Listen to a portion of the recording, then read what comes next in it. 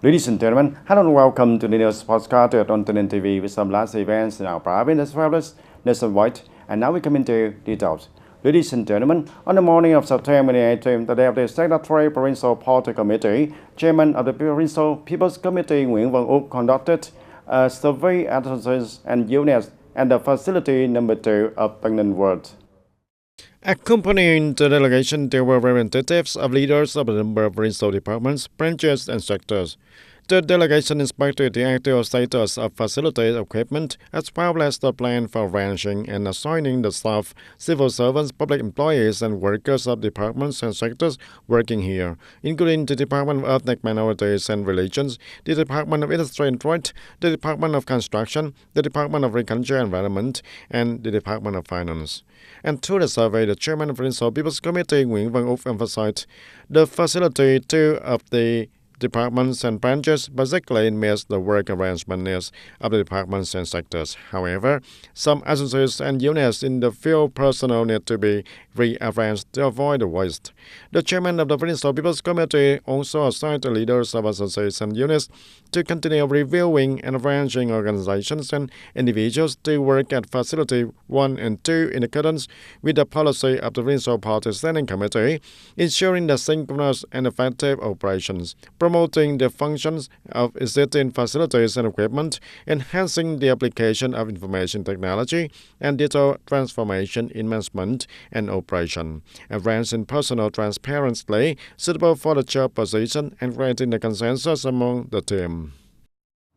And within the framework of the working trip to Korea and China on August 17, delegation of TayNinhTV Province, led by the Secretary of the Provincial Party Committee and Chairman of Vietnam Thailand Front Committee of TayNinhTV Province, Nguyễn Thanh Hải, attended the conference to promote the Vietnam-Korea economic cooperation. Vice Chairman of the Provincial Peace Committee Huỳnh Văn Sơn and representatives of leaders and some provincial departments and branches also attended the event.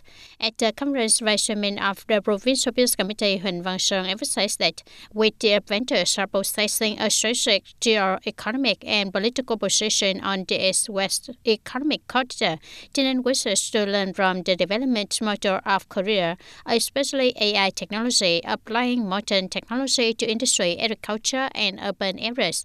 On this occasion, the provincial delegation had a meeting with GS Group, a partner of Vina Capital GS Energy PTE, the unit approved to invest in the Long An 1 and Long An 2 LNG thermal power plants project with an area of nearly 46 hectares in Tân Tập Commune, TayNinhTV Province, with a total investment capital of about $3.1 billion.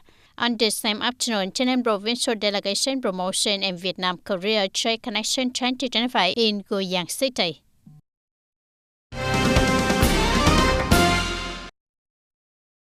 And ladies and gentlemen, not only strongly attract investment capital, TayNinhTV also promotes the geographical advantages to become an important connecting in the Vietnam-Cambodia goods supply chain, opening up the prospect of forming the modern logistics centers associated with the development of border trade. In order to create a breakthrough in Vietnam-Cambodia trade cooperation in July of 2025, the Ministry of Industry and Trade issued decision number 2162, setting a target of bringing bilateral trade turnover to $20 billion by 2030. And by 2027, strive for 100% of warehouses at the border gates to meet the demand for goods storage, of which at least 80% provide the full package logistics services, effectively connecting with the regional and international supply chains. And to contribute to this goal, the People's Committee of TayNinhTV Province has proposed solutions to promote the border trade development and support businesses to expand the export to the Cambodian market. The province aims to increase the value of imported and exported goods through the border gates by an average of over 7.5% per year, and at the same time, synchronously invest in the border gate infrastructure, logistics, develop border economic zones, and perfect policies and mechanisms to facilitate businesses. The industrial parks and clusters in TayNinhTV Province are increasingly focusing on building and operating centralized wastewater treatment systems in compliance with the Law on Environmental Protection 2020. The entire TayNinhTV province currently has 33 industrial parks and 22 industrial clusters in operation. In addition, 28 industrial clusters are implementing investment procedures and building technical infrastructure, of which 33 industrial parks and 18 industrial clusters in operation have completed the construction of centralized wastewater treatment systems, meeting the wastewater treatment needs of enterprises. Notably, this centralized wastewater collection and treatment system ensures that it meets the National Technical Regulations on Industrial Wastewater, Column A, according to the standards before discharging into the environment. To meet the requirements of environmental protection in the new situation, TayNinhTV province encourages the development of green industrial zones and clusters, sustainable development and environmental friendliness, in particular focusing on investing in centralized wastewater treatment system in industrial zones and clusters. And Vietnam is promoting innovation to achieve the net zero target by 2050, in which green businesses are considered a group with the potential for the future development. In the Dong district of Hanoi, an inspiring startup story has been creating a practical green solution for the environment. Straw made from vegetables and root powder, Mr. Lê Văn Tâm is one of the who has spent many years researching and developing straws made from vegetables and root powder, and aiming to gradually replace traditional plastic straws. And the product has now been initially welcomed by the domestic and international markets.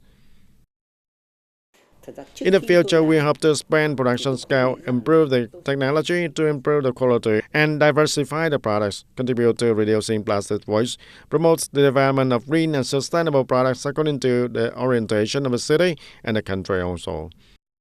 Vegetable powder straws are not only an effective alternative to plastic straws, but also a story about the perseverance and dedication of young entrepreneurs with the desire to protect the environment. Along with Mr. Tâm, many green startups have been making efforts to contribute to connecting business stories with the sustainable development trends. The green startup trend has been creating very potential and promising products. This trend is a very positive trend.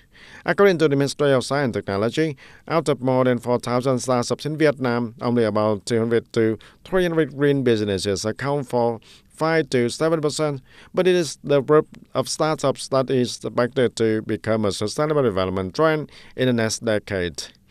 The green transformation is no longer an option but an inevitable requirement, and to realize the net zero goal by 2050, Vietnam needs to continue promoting innovation, mobilizing investment resources, and creating a favorable environment for innovative startups to develop sustainably. Implementing the direction of the Ministry of Agriculture and Environment and Provincial People's Committee, the Department of Agriculture and Environment of TayNinhTV has just issued a document requesting the People's Committees of Tân Hưng, Vĩnh Hưng communes and Kiến Tường Ward to urgently deploy patrol and guard work to ensure the dive safety during the flood season of 2025. Accordingly, localities need to review on the patrol forces, organize the serious guarding in accordance with the provision of the law on the dives and instruction of the Ministry of Agriculture and Environment, and promptly detect and handle positive incidents.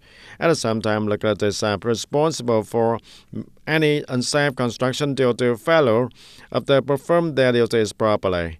Along with the patrol work, the department also requires localities to organize the clearing of dive tools and dive protection areas, creating favorable conditions for inspection and incident detection. All incidents related to construction safety during the flood season must be compiled and reported promptly for review and handling by the authorities. And ladies and gentlemen, the efforts in developing and supporting the fruit varieties are bringing many positive signals to the agricultural sector in TayNinhTV province. Notable are the programs to support research and build community agricultural extension models, thereby improving productivity, agricultural product quality, and people's life. In the 2025 Rice Support Program, the restoration and maintenance of promising rice varieties are being carried out effectively. In addition, the program to support 50% of certified rices has been widely implemented in the 2025 summer-autumn crop, with a total area area of nearly 3,500 hectares for over 1,600 households in TayNinh. These models are in a good development stage, helping to reduce input costs and increase profits for farmers. In addition, the province also implements the National Agricultural Extension Program to build a new cassava breeding model associated with a consumption factory in TayNinh with about 65 hectares. This not only ensures stable output, but also help people access high yield and high quality varieties, promoting sustainable production. And in recent times, the TayNinh education sector has promoted the application of information technology in management and teaching, and currently 100% of the educational institutions use electronic documents and connect with the parents via mobile application. And many schools have also applied electronic grade books, digital report cards, and online record management. These changes have contributed to reducing administrative procedures, innovating the teaching methods, and improving the quality of education across the province. The application of information technology does not stop at equipment, but goes into every lesson, from online homework to vivid lectures with the images and interactive games, all of which facilitate the teachers and bring the new excitement to the students.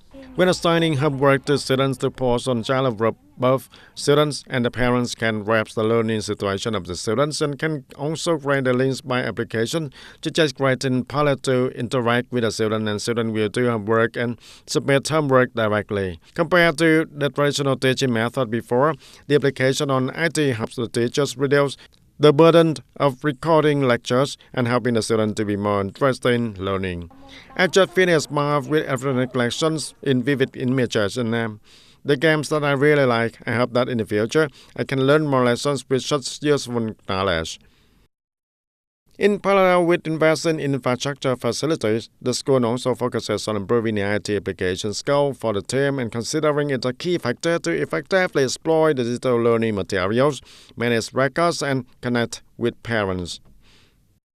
Regarding improving the IT application skill in schools, the first is to contact VNBT about the digital library, ISC company for educational management software, to deploy training for school staff. In addition, the school also recruited a number of young teachers with the knowledge of IT applications to deploy training for school teachers. Digital transformation is really bringing a new praise to the educational sector. From the results that in private school, it can be seen that the application of information technology in teaching and learning is creating a modern, transparent, and effective educational environment. And this trend contributes to improving the quality of the comprehensive education for the children.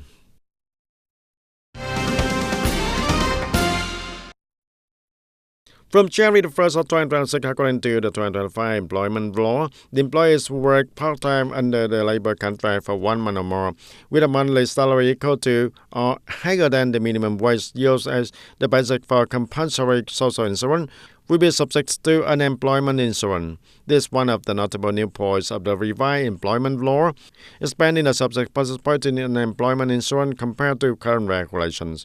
The Ministry of Home Affairs also proposed a way to calculate the salary level used as the basis for unemployment insurance for this group of subjects. Accordingly, if the hourly salary is agreed upon, the monthly salary will be equal to the hourly salary multiplied by the number of working hours in the month.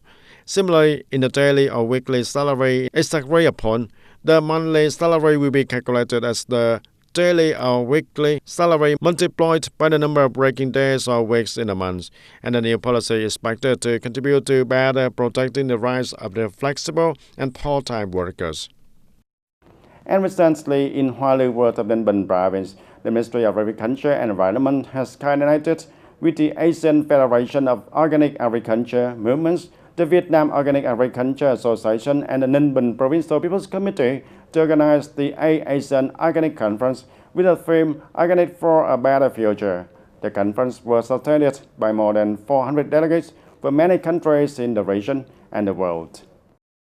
This is the leading event of the regional organic movement since 2016, attracting members from more than 20 countries and territories, with the aim of strengthening, communicating, learning, sharing experiences, and updating new knowledge on organic agriculture from international organizations and countries in Asia and the world.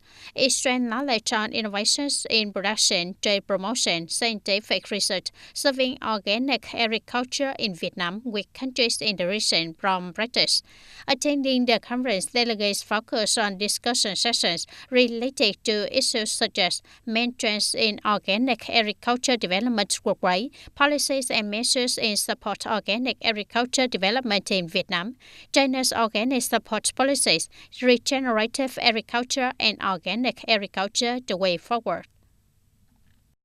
And in the process of reforming education and training incentives, allowing many styles of textbooks to coexist has created a competition, encouraged the creativity and innovation in teaching methods. However, in practice, implementation has also given the rise to many shortcomings, and therefore the policy of a unified set of textbooks is expected to create a uniformity, saving and improving the quality of education nationwide. With more than 20 years of experience in profession teaching both the 2006 and 2018 programs, the teacher Trần Thị An, Kim Dong Primary School of Hanoi believes that unifying a set of textbooks not only helps to unify the knowledge content but also reduces waste, especially when providing the free books to students. A unified set of textbooks helps reduce content differences between localities and focusing resources on compilation will avoid the waste and disassessment. Updating and responsibility for the content will be transparent and convenient for assessment and testing. The double advantage when the students across the country use the same set of textbooks is shared by the representatives of many schools, because for the teachers, using a common set of textbooks will facilitate teaching, training, sharing experiences, and video selection pressure. As for the children and the students, unified learning helps them easily access materials and avoid obstacles when transferring the books. Parents are also more skilled when accompanying their children. We expect that the implementation of a unified set of textbooks will contribute to improving the quality of education, reducing the financial burden for parents, and creating a fair and effective learning environment for the students. Implementing Resolution number 71 of the Politburo on breakthroughs in education and training development, the government requires the Ministry of Education and Training to ensure the provision of a unified set of textbooks nationwide and for use from the 2026 to the 2027 school year, developing a roadmap and calculating costs to provide a free textbook to all the students by 2030. Using a common set of textbooks is not only a professional solution, but also a strategic step contributing to improving the quality of teaching and learning while creating a consensus in the whole society.